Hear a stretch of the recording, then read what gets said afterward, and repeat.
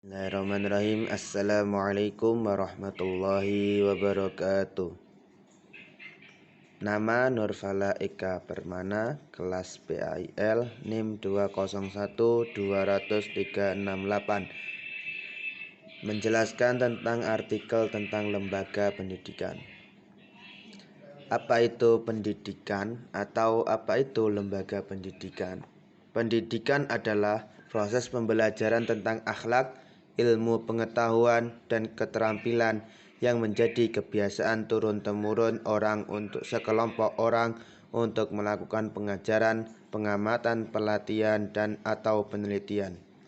Menurut Undang-Undang Republik Indonesia Nomor 20 Tahun 2003 tentang Sistem Pendidikan Nasional Pasal 1 Ayat 1, pengertian pendidikan adalah usaha sadar dan terencana untuk mewujudkan suasana belajar dan proses pembelajaran agar peserta didik secara aktif mengembangkan potensi dirinya untuk memiliki kekuatan spiritual, keagamaan, pengendalian diri, kepribadian, kecerdasan, akhlak mulia, serta keterampilan yang diperlukan dirinya masyarakat, bangsa, dan negara. Pendidikan menurut salah satu tokoh yaitu M.J. Langevold 1980 merupakan suatu upaya yang dilakukan sengaja oleh seseorang yang dewasa untuk membantu mencapai kedewasaan seseorang, terutama anak-anak yang masih belum dewasa. 2. Di mana lembaga pendidikan terjadi? Lembaga pendidikan terjadi di ruang lingkup formal, non-formal, dan informal, di mana ketiga hal tersebut memiliki perbedaan. A. Lembaga formal. Lembaga formal, jenis lembaga yang memberikan pendidikan secara terstruktur serta berjenjang kepada para peserta didiknya. Pada pelaksanaannya, lembaga tersebut memberlakukan syarat-syarat khusus sesuai dengan ketetapan dari pemerintah.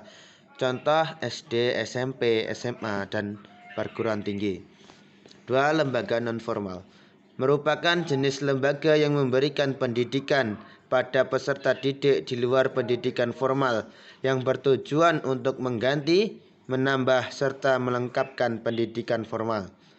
Contoh lembaga kursus atau pelatihan, majelis-majelis ilmu, les privat, dan lain-lain. 3. Lembaga informal. Lembaga yang memberikan pendidikan di dalam keluarga serta termasuk lingkungan utama dalam proses pembentukan dan pengembangan karakter seseorang. Nomor 3. Kapan awal mula terbentuknya lembaga pendidikan di Indonesia? Pendidikan itu sudah kita kenal sejak zaman sebelum negara Indonesia merdeka hingga saat ini. Pendidikan di Indonesia sudah ada sejak masa sebelum kemerdekaan dan sesudah kemerdekaan. Pertama, ajaran agama menjadi landasan pendidikan, di antaranya yaitu pendidikan agama Hindu dan Buddha, pendidikan agama Islam, dan pendidikan agama Katolik dan Kristen Protestan. Kedua, kepentingan penjajah menjadi landasan pendidikan Di antaranya yaitu pendidikan pada masa Portugis, pendidikan pada masa penjajahan Belanda, dan pendidikan pada masa Jepang. Ketiga, pendidikan pada masa kemerdekaan. Keempat, pendidikan pada masa Orde Baru. Kelima, pendidikan pada masa reformasi. Siapa tokoh pendidikan di Indonesia? 1.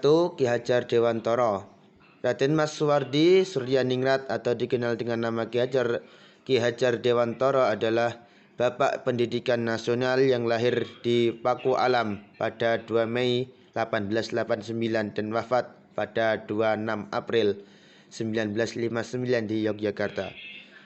Beliau lahir dari keluarga kaya Indonesia selama era kolonialisme Belanda dan dikenal karena berani menentang kebijakan pendidikan pemerintah Hindia Belanda pada masa itu yang hanya memperbolehkan anak-anak kelahiran Belanda atau orang kaya yang bisa mengenyam pendidikan. 2. R.A. Kartini.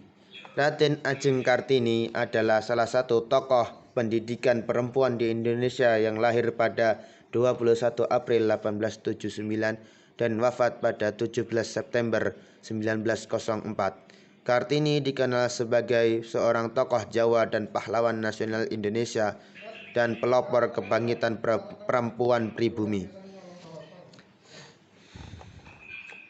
4. Dewi Sartika. Tokoh pendidikan Indonesia lainnya yang diberi gelar sebagai pahlawan pendidikan nasional adalah Dewi Sartika. Wanita kelahiran Cicalengka pada 4 Desember 1884 ini merupakan tokoh perintis pendidikan kaum wanita. Untuk memajukan pendidikan di Indonesia pada 16 Januari 1904, ia membuat sekolah yang bernama Sekolah Isterio di Pendopo, Kabupaten Bandung. Selanjutnya Hasyim Asy'ari.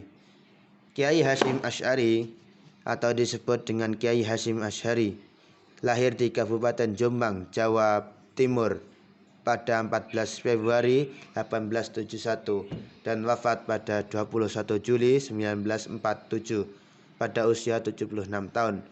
Beliau merupakan pendiri salah satu organisasi Islam terbesar di Indonesia, yaitu Nahdlatul Ulama. Yang selanjutnya Ahmad Dahlan. Ahmad Dahlan atau yang akrab dipanggil dengan Kiai Dahlan adalah teman dari Kiai Haji Hasyim Asy'ari. Ia lahir di Yogyakarta pada 1 Agustus 1868 dan wafat pada 23 Februari 1923. Ia adalah seorang ulama dan khatib terkemuka di Masjid Besar Kesultanan Yogyakarta pada masa itu. 5. Pertanyaan kelima, mengapa sistem pendidikan bisa berubah? Visi dan misi dalam suatu pendidikan harus memiliki sasaran yang jelas dan tanggap terhadap masalah-masalah bangsa. Oleh sebab itu, menjadi suatu hal yang sangat wajar apabila dalam pendidikan terdapat perubahan-perubahan subsistem pendidikan. Karena untuk menyesuaikan dengan perkembangan zaman dan kebutuhan pendidikan suatu bangsa. Pendidikan dari masa ke masa harus tetap berjalan dengan baik dan disertai dengan landasan visi dan misi yang jelas dan mampu menjawab tantangan di zaman mendatang. Pertanyaan terakhir, bagaimana sistem pendidikan pada masa reformasi? Kurikulum 1994 digunakan pada masa pemerintahan Habibie telah mengalami penyempurnaan pada masa pemerintahan Gus Dur. Pendidikan pada masa pemerintahan Megawati mengalami perubahan tatanan, antara lain 1. Diubahnya kurikulum 1994 ke kurikulum 2000 menjadi kurikulum 2002 setelah disempurnakan kurikulum berbasis kompetensi, yaitu kurikulum dalam orientasinya dalam pendidikan fokus pada 3 aspek utama yang dikembangkan, antara lain aspek afektif, kognitif, dan psikomotorik. 2. Undang-Undang Nomor 20 Tahun 2003 tentang Sistem Pendidikan Nasional disahkan pada 8 Juli 2003 yang memberikan dasar hukum untuk membangun pendidikan nasional dengan menerapkan prinsip dasar hukum untuk membangun pendidikan nasional dengan menerapkan prinsip demokrasi, desentralisasi, otonomi, keadilan, dan menjunjung HAM.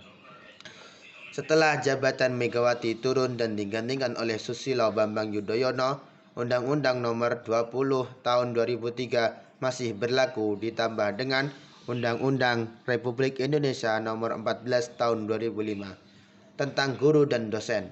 Setelah penetapan undang-undang tersebut disusul dengan pergantian kurikulum KPK menjadi KTSP, kurikulum tingkat satuan pendidikan berdasarkan pada PP nomor 19 tahun 2005 tentang Standar Nasional Pendidikan. Sekian, terima kasih. Wassalamualaikum warahmatullahi wabarakatuh.